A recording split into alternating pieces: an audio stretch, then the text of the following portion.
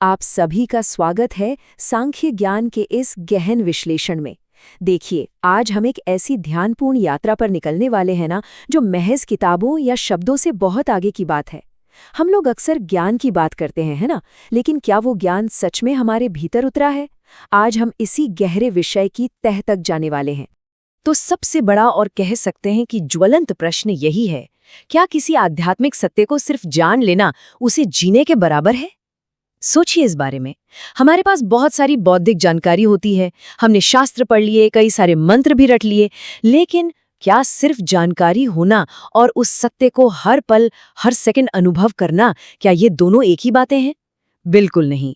इन दोनों के बीच एक बहुत बहुत बड़ी खाई है और सांख्य दर्शन के अनुसार इसी खाई को पार करना ही सबसे बड़ी साधना है। ठीक है, तो चलिए इसमें गहराई से उतरते हैं और देखते हैं कि ये यथार्थ ज्ञान आखिर है क्या। यथार्थ ज्ञान का मतलब सिर्फ दिमाग में कुछ तथ्य भर लेना नहीं है, बिल्कुल नहीं। ये एक ऐसी अवस्था है जो आपकी बुद्धि तक सीमित नहीं रहती, बल्कि इसे आपको सक्रिय रूप से लगातार बिना रुके अपने अभ्यास में लाना पड़ता है। ये कोई थ्योरी नहीं है, ये एक जीवंत सत्य है जिसे जीना पड़ता है।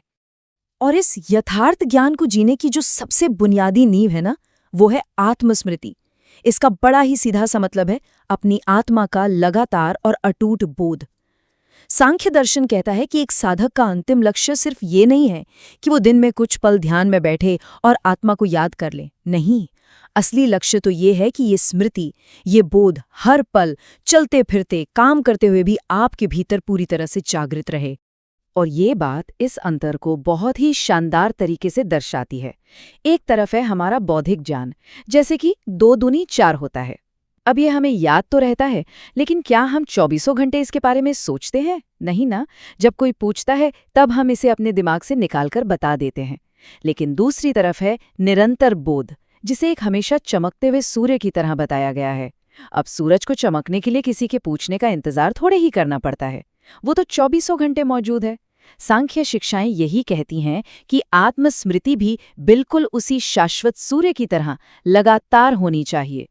तो अगर कोई आध्यात्मिक सत्य सिर्फ एक रटे हुए गणित के पहाड़े या किसी याद किए गए मंत्र जैसा है, तो सच मानिए वो ज्ञान पूरी तरह से निष्क्रिय है, पैसिव है। जब आप अपने रोजमर्रा के कामों में उलझते हैं और वो ज्ञान अचानक से गायब हो जाता है, तो ये मन की एक बहुत ही कमजोर स्थिति मानी जाती है। सिर्फ जरूरत पड़ने पर किसी जानकारी को अपनी याददाश्त से बाहर निकाल लेना यथार्थ ज्ञान बिल्कुल नहीं कहलाता। इसीलिए यहाँ जो सबसे महत्वपूर्ण शब्द है वो है सदा, यानी हमेशा। जैसे हवा का प्रवाह लगातार चलता रहता है, या जैसे आसमान में सूरज पूरे 24 घंटे मौजूद रहता है, ठीक उसी तरह आत्मस्मृति को भी दिन के 24 घंटे बनाए रखना होता है। ये कोई ऐसी एक्टिविटी नहीं है जिसे आपने कुछ घंटों के लिए किया और फिर आराम से छोड़ दिया। इससे तो हर पल चलना है। अब यहाँ एक बहुत ही व्यवहारिक सवाल उठता है। देखिए, एक दार्शनिक विचार के रूप में ये सब सुनने में तो बहुत ही अच्छा लगता है ना? लेकिन रोजमर्रा के जीवन की इस आपाधापी, भागदौड़ और परिवार या समाज के शोर शराबे के बीच कोई इंसान इस अटूट अवस्था को कैसे हासिल कर सकता है? आखिर इसे जमीन पर कैसे उतारा जाए? इसका जवाब हमारे बहुत ही करीब है, हमारी श्वास, यानी हमारी सांस। जरा सोचिए, हमारे जन्म के पहले पल से लेकर जीवन के एकदम अंतिम क्षण तक श्वास ही वो इकलौती भौतिक क्रिया है जो कभी नहीं टूटती। ये एक ऐसा अटूट धागा है जो हमेशा हमारे साथ चलता है, और इसी वजह से इसी निरंतर चलने वाली श्वास को आत्मस्मृति का वाहन यानी जरिया बनाया जाता है। तो चलिए आगे बढ़ते हैं और देखते हैं कि यह अभ्यास धीरे धीरे कैसे विकसित होता है। इसके 3 बहुत ही साफ और स्पष्ट चरण हैं। पहला, जब श्वास आपके भीतर जाए तो आप पूरी जागरूकता के साथ उसे महसूस करें। दूसरा, जब श्वास बाहर आए तब भी आपकी वो स्मृति, वो बोध बना रहे। और तीसरा सबसे अहम चरण है इन दोनों के बीच ज्ञाता भाव को स्थापित करना, मतलब श्वास की इस एकदम प्राकृतिक लय के साथ आत्मा के स्मरण को बहुत ही गहराई से जोड़ देना। अब श्वास को लगातार गहराई से देखने से जो अवस्था पैदा होती है, उसी को ज्ञाता भाव कहते हैं। इसे आप मौन दृष्टा कह सकते हैं, जो बस सब कुछ जानता है, देखता है। इस अवस्था में कोई विचार नहीं होता, न अतीत की कोई चिंता सताती है और न ही भविष्य का कोई डर होता है। बस इस विचार शून्य मन में एक शुद्ध अवलोकन बाकी रह जाता है। लेकिन भाई ये सफर इतना आसान भी नहीं है। हमारा जो मन है ना, वो लगातार इन 5 इंद्रियों यानी शब्द, स्पर्श, रूप, रस और गंध, इनके द्वारा भटकाया जाता है। ये इंद्रियां बिल्कुल किसी रेगिस्तान की मृगतृष्णा की तरह हैं। हम जिंदगी भर इस मृगतृष्णा के पीछे ये सोचकर भागते रहते हैं कि हमारी प्यास बुझ जाएगी, लेकिन सच तो ये है कि ये भौतिक सुख आत्मा की उस अनंत प्यास को कभी नहीं बुझा सकते। अब इस पूरी अवधारणा के बारे में जो बात वास्तव में दिलचस्प है, वो है इसका विरोधाभास। मतलब आपको दुनिया में रहना है, समाज की इस भारी भीड़ में चलना है, अपने परिवार के साथ भी रहना है, लेकिन आंतरिक रूप से, भीतर से आपको पूरी तरह अकेले रहना है। बाहर से आप सब कुछ कर रहे हैं, लेकिन अंदर से आप किसी भी चीज में लिप्त नहीं हैं। सांख्य दर्शन का यही तो सबसे बड़ा रहस्य है। और इसी गहरी अवस्था को कैवल्य का नाम दिया गया है। ये एक ऐसा मानसिक एकांत है जहां आप अपने ही भीतर एक सुरक्षित स्थान बना लेते हैं। फिर बाहर चाहे कितनी भी भीड़ हो, समाज हो या भौतिक दुनिया का शोर हो, आप पर उसका कोई असर नहीं पड़ता। व्यक्ति इस दुनिया में तो रहता है, लेकिन ये दुनिया उसके भीतर नहीं रहती। अब हमारी रोजमर्रा की जिंदगी और जीवन के अंतिम प्रस्थान के बीच की इस तुलना को समझना बहुत जरूरी है। दैनिक जीवन में क्या होता है? हमारा मन हमेशा बाहरी भटकाव, परिवार और इंद्रियों के सुख में ही उलझा रहता है।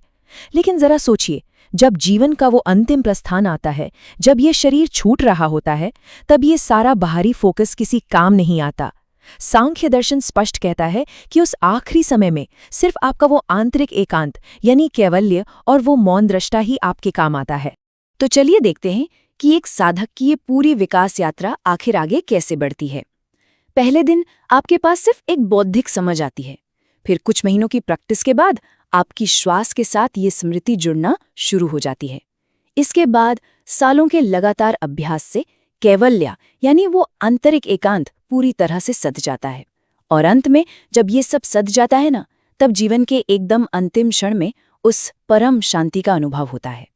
अब हम उस शाश्वत सत्य की ओर बढ़ रहे हैं जिसका सामना हम सभी को हर हाल में करना है। जब मृत्यु का समय करीब आता है, जब ये भौतिक शरीर छूट रहा होता है, तो ये आपका परिवार, ये पूरा समाज और इंद्रियों के वो सारे सुख सब यहीं पीछे छूट जाते हैं। ये जो बाहर की भीड़ है ना, ये उस अंतिम यात्रा में आपके साथ नहीं जा सकती। वहां उस सफर में सब कुछ बिल्कुल अकेला ही होता है। तो यहाँ सबसे महत्वपूर्ण बात यह है कि अगर जीवन रहते हुए हमने इस कैवल्य या अकेलापन का अभ्यास नहीं किया, तो मृत्यु के बाद जो वो अचानक से एक गहरा अकेलापन मिलता है ना, वो बहुत भारी दुख और बहुत गहरा डर पैदा कर सकता है। इसीलिए इन शिक्षाओं का ये मानना है कि उस असीम अकेलेपन में बिल्कुल शांति से रहने के लिए आज इसी भौतिक जीवन में उस अकेलेपन की प्रैक्टिस करना, उसका अभ्यास करना बहुत अनिवार्य है। और जैसे जैसे वो अंत समय करीब आता है, ये जो पूरा भौतिक संसार है, ये धीरे धीरे धुंधला पड़ने लगता है। आवाजें, रूप, स्पर्श, इन सब का एहसास कम होने लगता है। इस शरीर को ऐसे छोड़ना होता है जैसे कोई अपने पुराने वस्त्र उतार रहा हो, बिल्कुल पूरी तरह से शांत और पूरी तरह अनासक्त होकर, बिना किसी जुड़ाव के। और अंततः जब सब कुछ छूट जाता है, सारे बंधन खुल जाते हैं, तब केवल वो ज्ञाता भाव, वो मौन दृष्टा ही शेष रह जाता है। और यही इन सभी महान शिक्षाओं का परम लक्ष्य माना गया है। एक ऐसी निरपेक्ष शांति तक पहुंचना जहां मन में कोई विचार नहीं है, कोई भटकाव नहीं है, केवल एक शुद्ध, एकदम शांत जानने का भाव स्थिर रहता है। इस गहरी चर्चा को विराम देते हुए एक बहुत ही महत्वपूर्ण विचार हमारे सामने आता है। ये वाकई सोचने वाली बात है कि जब ये शरीर, ये संसार और हमारी ये सारी इंद्रियां पूरी तरह से विलीन हो जाएंगी, तब उस देखने वाले मौन दृष्टा का क्या स्वरूप बचेगा? आखिर क्या रह जाएगा उसका? ये एक ऐसा सवाल है जो हमें अपने स्वयं के वास्तविक अस्तित्व की सबसे गहराई में झांकने पर मजबूर कर देता है। सच तो ये है कि जानने की हमारी असली यात्रा यहीं से शुरू होती है।